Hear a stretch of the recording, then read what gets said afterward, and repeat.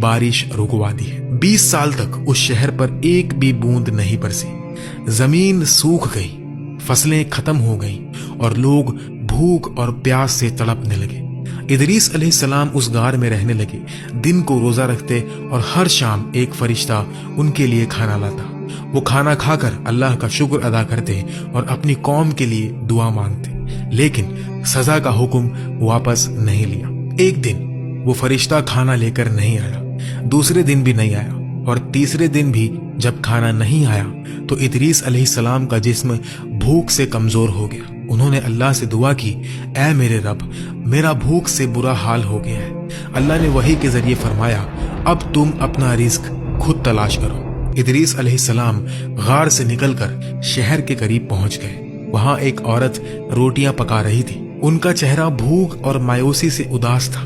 इदरीस अलैहिस्सलाम ने कहा, ऐ बहन, मुझे कुछ खाना दो, मैं दिनों से भूखा हूँ। औरत ने रोती हुई आवाज में कहा, मेरे पास सिर्फ 2 रोटियां हैं, एक मेरी और एक मेरे बच्चे की। 20 साल से बारिश नहीं बरसी, हमारे पास कुछ और नहीं है। इदरीस ने कहा, बस थोड़ी सी रोटी दे दो कि मैं चल सकूं। औरत ने कहा, अगर मैं अपनी रोटी दूं तो मैं मर जाऊंगी और अगर बच्चे की दूं तो वो मर जाएगा। ये सब उस इदरीस की वजह से हुआ जिसके अजाब ने हमें तबाह कर दिया।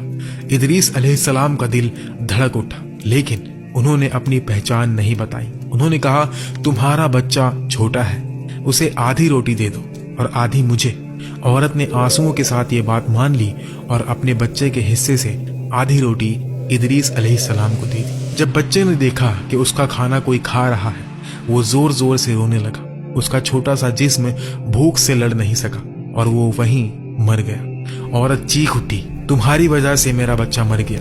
इदरीस अलैहिस्सलाम का दिल टूट गया। उन्होंने कहा, घबराओ मत। उन्होंने बच्चे का बाजू पकड़ा और दुआ की, ऐ रूह, मैं अल्लाह का नबी इदरीस हूँ, अल्लाह के हुक्म से इस जिस्म में वापस आ जा। उसी वक्त बच्चे की आंखें खुल गई और वो जिंदा हो गया। ये देखकर औरत खुशी से रो पड़ी। उसने कहा, मैं आप पर ईमान लाती हूँ, आप वही इदरीस हैं। वो शहर में दौड़ गई और शोर मचाने लगी, लोगों देखो, इदरीस वापस आ गए हैं, हमारा अजाब खत्म होगा। ये खबर जंगल की आग की तरह फैल गई। लोग इदरीस अलैहिस्सलाम के पास जमा होने लगे और उन्होंने कहा, ऐ अल्लाह के नबी, हमें माफ करो और बारिश के लिए दुआ करो। इदरीस अलैहिस्सलाम ने जवाब दिया, मैं तब तक दुआ नहीं करूंगा जब तक तुम और तुम्हारा बादशाह नंगे पैर मेरे पास माफी मांगने ना आए। बादशाह को जब ये बात पता चली, उसका गुस्सा फिर भड़क उठा। उसने 40 आदमी भेजे इदरीस अलैहिस्सलाम को पकड़ने के लिए, लेकिन जब वो इदरीस के पास पहुंचे तो इदरीस अलैहिस्सलाम ने दुआ की और वो सब वहीं मर गए। ये देखकर लोगों ने बादशाह से कहा, 20 साल से हम भूखे तड़प रहे हैं, अब नखरे छोड़ो। आखिरकार बादशाह का घमंड टूट गया। वो नंगे पैर सर झुकाए इदरीस अलैहिस्सलाम के पास आया और माफी मांगी। इदरीस अलैहिस्सलाम ने अपने हाथों को आसमान की तरफ उठाया और दुआ की, ऐ अल्लाह, इस कौम पर रहम फरमा।